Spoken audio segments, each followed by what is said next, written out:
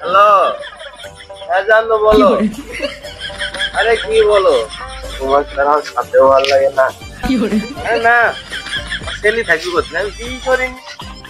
আমি এখন তো না ভালো একটা ছেলে, আমার বয়স আছে নাকি কি তারা দাড়ি মুক্তি তো এখনো উঠিনি। সত্যি আমি কি করি, আমার ছেলে যদি না। আব্বা, আব্বা, আমি কি তোমার ভাই হই?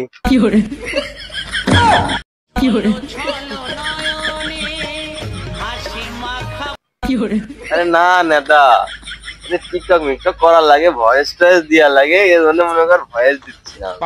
এবার বাড়িতে তার মা কিছু বলার দরকার নাই।